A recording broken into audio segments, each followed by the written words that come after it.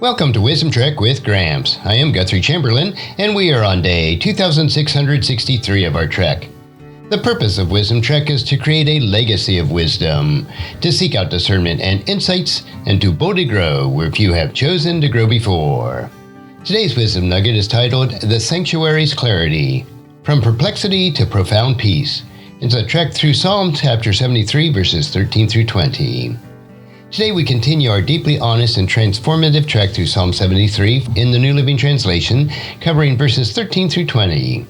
In our last conversation, we opened Psalm 73, which was penned by Asaph, and we stepped into his profound spiritual crisis. We heard his agonizing confession. His feet almost slipped. He nearly stumbled from his faith because he envied the wicked. He vividly described their seemingly carefree lives, healthy, plump, free from troubles of ordinary people, proudly trapped in arrogance and violence, and their greed knowing no bounds, while they openly scoffed God himself.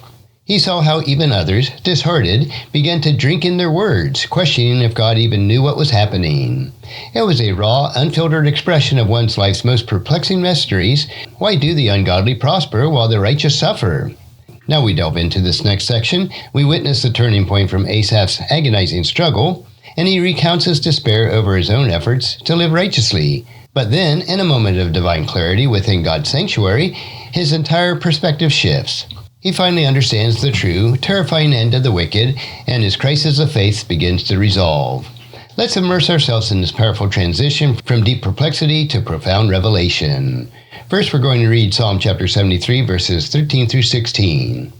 Was it for nothing that I kept my heart pure and washed my hands in innocence?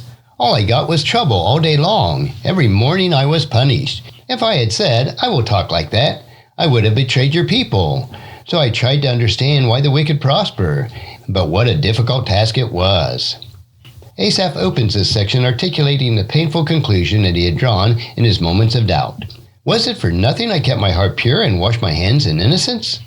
This is an agonizing cry from someone who has genuinely striven for righteousness, who sought to live a life pleasing to God.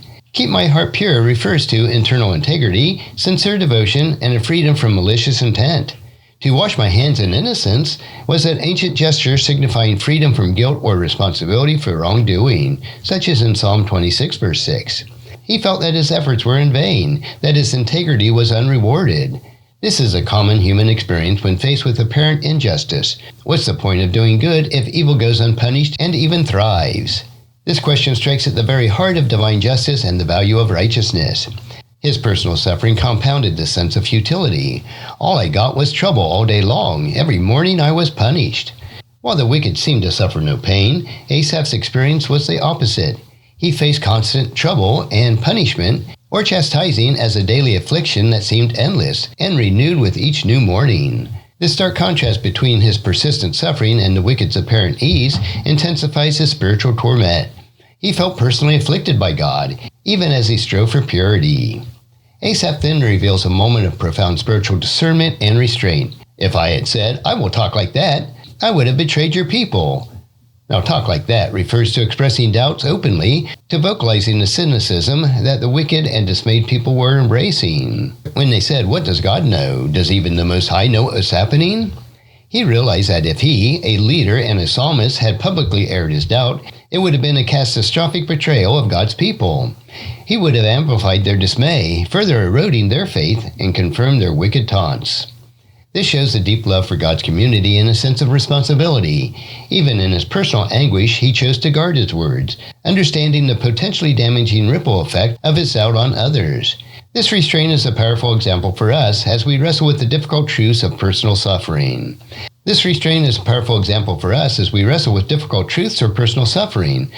The wisdom of private wrestling before public proclamation. The weight of the unresolved dilemma was immense. So I tried to understand why the wicked prosper, but what a difficult task it was. Asaph was actively seeking an answer. He wasn't just complaining, he was genuinely trying to reconcile his observation with the theological understanding of a just God. But the task was painful, it was difficult, it was burdensome, as in the original Hebrew. It was a heavy intellectual and spiritual burden, causing him deep anguish and mental struggle. The prosperity of the wicked was a profound paradox that defied his understanding and threatened to unravel his faith. This is the low point of his spiritual crisis, a moment of intense intellectual and emotional turmoil. He was at a crossroads, desperately seeking resolution for the truth that was tearing at the very fabric of his faith. Now we come to a pivotal point, the moment of revelation that transforms Asaph's entire perspective and resolves his spiritual dilemma. Let me read Psalm 73, verses 17 through 20. Until I went into the sanctuary of God, then I understood their destiny. You have set them on a slippery path and sent them sliding over the edge of destruction. In an instant, they are destroyed, swept away by terror. What an utter end. Their wealth disappeared like a dream in the morning. When you arise, O Lord, you will despise them as fantasies. This was the hinge of the entire psalm, the moment wherein everything changes. Until I went into the sanctuary of God, then I understood their destiny. The sanctuary, which was me.This, was a holy place, the temple of Jerusalem, the very dwelling place of God's presence. Asaph didn't find his answer by intellectual argument or philosophical debate, or by more intense personal suffering. He found it in the presence of God, in the sacred space of worship and communion. It was there, immersed in the divine presence, that his understanding was illuminated. In the sacred context, Asaph received divine perspective, a revelation about his true identity and the end of the wicked. This wasn't just a human insight, it was a God-given revelation that resolved his deep spiritual burden. And what did he understand? We saw the precariousness of their position.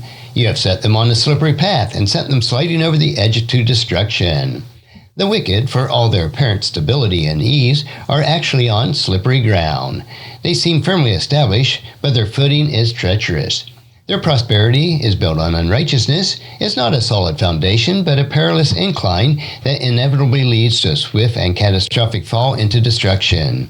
This is God's doing. He has placed them there, and He is sending them sliding. The suddenness and the totality of their demise are striking. In an instant, they are destroyed, swept away by terror. What an utter end!